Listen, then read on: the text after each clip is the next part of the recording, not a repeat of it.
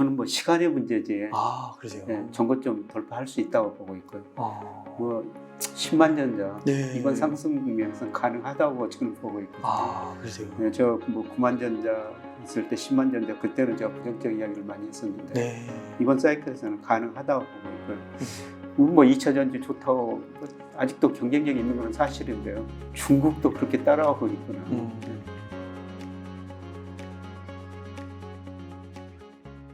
뭐 코스피 3,300 갔을 때 네. 뭐 2,000까지 떨어질 수 있습니다. 와. 뭐 이런 전망을 해서 욕을 네. 많이 얻어먹었는데 네, 정확하게 네, 맞추셨습니다. 그때는 우리 주가가 가대평가됐었어요. 제가 우리 주가를 평가할 때 명목 GDP, 뭐 M2 유동성, 그다음에 일평균 수출 여러 가지 경제 지표로 평가하는데요. 네, 그때 일부 지표 가지고 평가해보면 36%나 가대평가됐었어요. 네, 그래서 주식 비중 줄이셔야 됩니다. 그래서 딱 2,000이라고 예. 말씀하신 거군요. 예, 그랬는데 2,200 말씀드렸는데요. 뭐 맞죠. 예, 36%. 그 밑에까지 좀 한번 떨어진 적이 있었죠. 근데 그런 모든 경제 지표에 비해서 지금은 아예 모든 경제에서 코스피가 저평가에 들었다는 그래요. 거예요. 예, 지금 혹시 몇 프로 저평가 그런 거 나오나요? 예, 최소한 10에서 20%예요. 그 정도까지요? 예. 와. 그래서 명목 GDP로 평가하면 14%고요. 예, 그다음에 유동성에 비해서도 한 13%. 뭐 이 정도 저평가돼 있고요.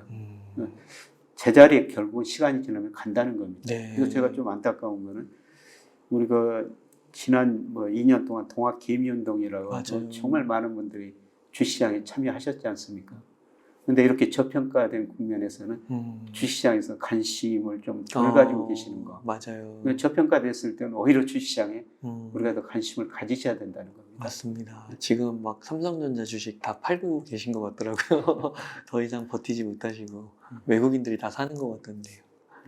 아, 그렇군요. 교수님께서 그 지난번에 이제 출연해 주셨을 때 예. 그 삼성전자랑 2차 전지랑 엔터 요런 섹터를 좀 좋게 보신다고 했는데 네. 이번에 그 주가 좀 조정되고 기회를 잡으면 요거는 유효할까요? 예. 뭐 제가 그때 세 가지 말씀드린 거는 음. 우리가 과연 미국보다 잘한 게 뭐가 있을까 그런 측면에서 말씀드렸는데요. 우선은 저 2차 전지 우리나라에서 뭐 우리 기업들이 최고 잘 만들죠. 미국보다 훨씬 더 잘 만듭니다. 네. 지금 중국이 많이 따라오고 있습니다만은 예. 아직도 경쟁력 갖추고 있고요. 예. 그다음에 D램 분야에서는 우리가 세계 최고지 않습니까? 예. 아직도 시장 점유율 세계 시장 점유율이 두 회사가 한 73% 차지하고 있지 않습니까? 네. 예. 그리고 일부 엔터, 예. 미국 여러 뭐 엔터 뭐 그런 관련 행사에서 우리 저 많은 상을 받고 있지 않습니까? 네, 맞아요. 예. 그래서 그 세 가지 종목에 좀 집중하자 이런 말씀을 드렸는데요.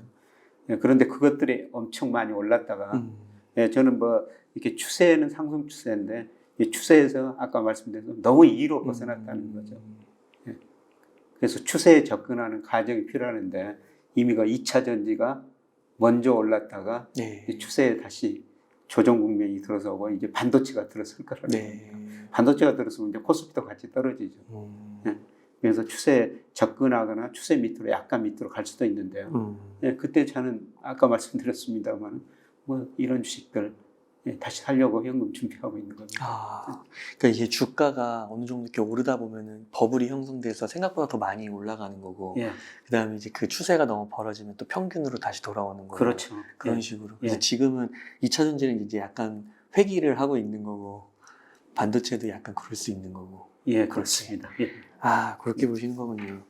그 삼성전자 같은 경우는 만약에 그 내년까지 이렇게 사이클 2년 동안 오른다고 했을 때 전고점도 막 가실 수 있다고 보세요. 뭐 저는 뭐 시간의 문제지. 아, 그러세요? 예, 전고점 돌파할 수 있다고 보고 있고요. 아, 뭐 10만 전자 네. 이번 상승 국면에서는 가능하다고 저는 보고 있거든요. 아, 그러세요? 예, 저 뭐 9만 전자 했을 때 10만 전자 그때는 제가 부정적 이야기를 많이 했었는데 네. 이번 사이클에서는 가능하다고 보고 있고요. 예, 그런데 아주 장기적으로는 그동안 삼성전자 주가가 뭐 97년에 외환위기 때 3만 원까지 갔거든요. 네. 액면 분할 전이었죠. 뭐 그때 가격으로 따지면 지금 350만 원 정도 되는데요. 장기적으로 계속 올랐죠. 근데 앞으로 5년, 10년 후도 그렇게 오를 것인가? 그거는 조금 요새 고민이 돼요. 그래요. 왜 그러신 거예요? 전 세계가 반도체 투자 전부 엄청나죠. 경쟁적으로 하겠다는 거 아닙니까? 음. 유럽에 하겠다는 거고요. 어. 예, 특히 그 요새 일본이 작년 그 11월에 라피더스라는 반도체 회사를 만들었거든요. 일본의 대기업들이 다 들어가 있어요. 도요타 자동차, 소니, 그 다음에 일본 큰 은행도 8개 대기업들이 거기다 엄청난 투자를 하고 일본 정부가 정말 적극적으로 지원을 해요. 예, 그런데 85년에 일본 그 D램 시장 점유율이 일본 기업들이 80%였어요. 근데 일본이 너무 크니까 미국이 깼죠. 깼구나. 예, 그래가지고 일본이 어려워지고 그 이익을 반사 이익을 우리하고 대만이 느끼는 거죠. 그 라피더스가 그 빠르다는 그런 의미를 담고 있습니다. 네. 그러니까 일본이 정부 주도, 기업 주도해서 그렇게 많이 투자를 하면은 과연 우리 저 삼성전자, SK 하이닉스가 어떻게 경쟁력을 갖출 것인가. 예, 그리고 아직 규모도 크지 않지만 유럽이 그렇고 특히 저 중국도 뭐 미중 패권사에서 반도체는 산업의 쌀이죠. 안 들어갈 수 없으니까. 예, 거기에 엄청난 중국도 정부 차원에서 투자를 하고 있거든요. 예, 그래서 이런 식으로 보면은 과연 삼성전자, 우리 SK 하이닉스가 5년, 10년 후에 어떻게 될 것인가 그거는 제가 잘 모르겠습니다. 예, 그래서 제 가까운 친척이 뭐 삼성전자 애들 둘 유학을 보냈다. 그러니까 돈 있을 때마다 삼성전자 주식 산 거죠. 근데 네. 삼성전자가 장기적으로 100배 올랐으니까 네. 그 돈 가지고 유학을 보냈다는 거예요. 삼성전자 주식 때문에 올라가죠.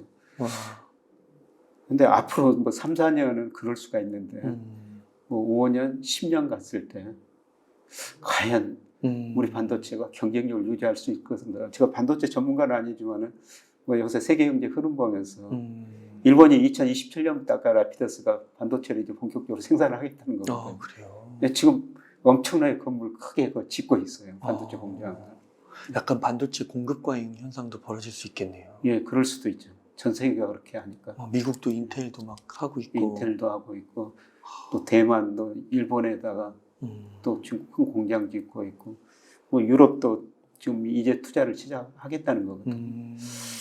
그래서 이런 측면에서 볼 때 한 50년 뭐 이런 미래를 보면은 제가 잘 모르겠어요. 제가 반도체 담당자도 아니고. 그러니까 좋게 보시는 분들은 인공지능 챗 GPT 나오면서 제2의 이제 그 부흥기가 올 것이다. 삼성전자 특히 SK 하이닉스 뭐 이렇게 얘기하는데 조금 더 멀리 보면은 그런 미래가 있는 거군요. 글로벌적으로. 그렇죠. 수요는 많이 늘어날 텐데요. 또 공급도 일본까지 가세하다 보면은 공급도 더 많이 늘어나 볼 거라는 거죠.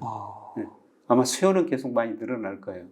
그래서 다른 나라가 만들기 전에 뭐 일본이 만들기 전에 그 이전까지는 뭐 2027년 일본이 이제 서서히 만들기 시작한다고 그러니까 일본이 저 우리하고 경쟁 관계에 있는 디램을 만들 것인가 아니면 뭐 저 시스템 반도체를 만들 것인가 뭐 두 쪽에다 신경을 쓰고 있는 것 같은데요.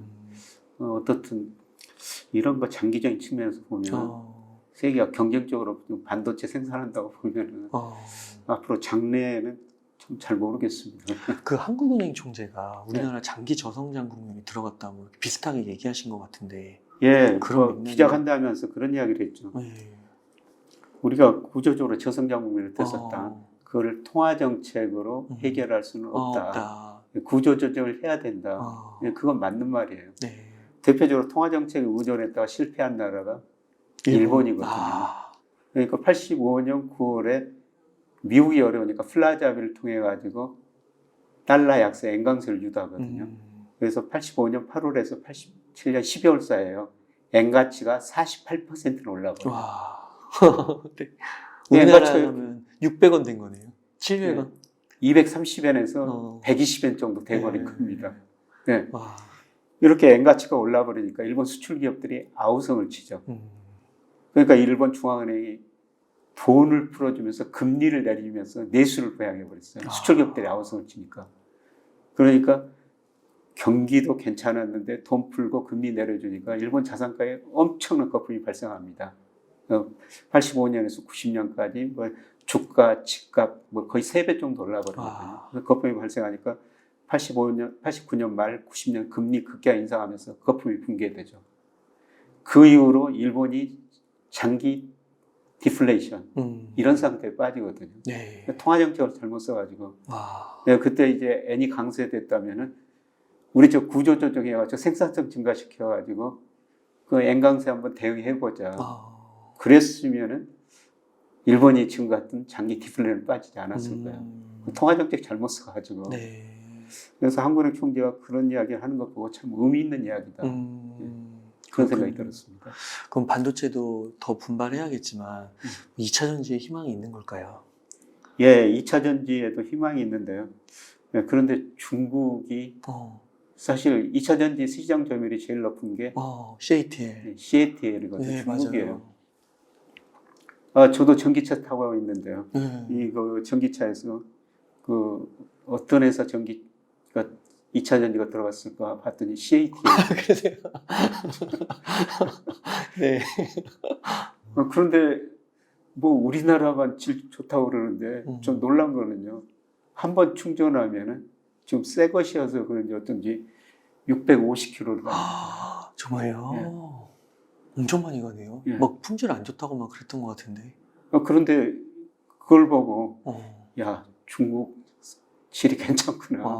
예. 그렇구나. 뭐 2차 전지 좋다고 뭐 아직도 경쟁력이 있는 건 사실인데요. 중국도 그렇게 따라오고 있구나. 네, 그런 생각이 들었었어요. 그러니까 이게 다른 자료들하고 이게 너무 헷갈리는 게, 그러니까 2차 전지 좋다고 하는 그런 방송들이 많고요. 자료들도 있는데, 또 이렇게 외국 자료들을 보니까 장기적으로는 중국 기업들이 거의 뭐 10위권에서 거의 절반 이상을 중국 기업들이 차지하더라고요. 그렇죠.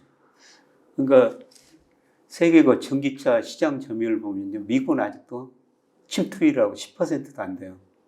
근데 중국은 한 거의 25% 접근해 가고 있더라고요. 네. 그만큼 중국이 전기차나 2차 전지에서는 굉장히 빨리 성장하고 있다는 겁니다. 그래서 저는 머지않아 지금 뭐 제가 인도나 뭐 베트남 이런 나라 가보면은 일본 그 내연 기관차들이 길거리에 많이 돌아다녔거든요.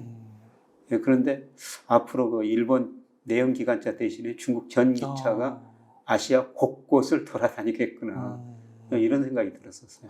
그래서 우리 뭐 2차 전지가 뭐 경쟁력이 있다고 그러는데 뭐 제가 뭐 중국산 2차 전지를 사용한 거 보고 이게 중국 무시할 수는 없구나. 실제 경험을 해보시니까 그런 거군요. 그러니까 이게 미래는 진짜 알 수가 없는 거고, 참 주식 투자를 할 때도 이게 어느 한순간 너무 좋았다가도 계속해서 좀 팔로우업을 하면서 업데이트를 하면서 이제 투자를 좀 비중을 조절하기도 하고 그래야 되는 것 같은 거예요. 세상은 늘 변하니까.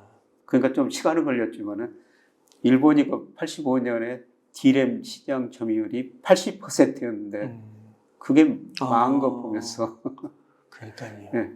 언제든지 그렇게 우리가 투자를 하고 기술 개발을 하면은 우리 반도체 회사들도 그렇게 될 수가 있다는 겁니다. 네. 그러면은 약간 좀 보수적으로 하시는 분들은 그냥 뭐 필라델피아 반도체 지수에 투자하거나 2차 전지 ETF에 투자하거나 뭐 이런 정도로 가도 괜찮을까요? 예, 뭐 저는 뭐 개별 종목보다는 물론 수익률은 더 낮을 수가 있죠. 그래서 ETF 같은 것이 뭐 굉장히 좋은 투자 수단이라고 보고 있습니다. 그리고 뭐 2차 전지 같은 경우 단일 종목으로 막 간다고 하면 글로벌로 경쟁력 있는 뭐 아직까지는 양극재 이런 쪽에서는 경쟁력이 좀 있다고 하더라고요. 그런 쪽으로 좀 투자를 하고 그렇게 감사합니다. 그러면은 만약 6월에서 8월에 한번 조정이 있을 수 있다고 하면은 지금을 막 또 너무 조급하게 생각하면서 지금 막 들어가거나 이런 거는 조금 기다릴 필요도 있다. 네.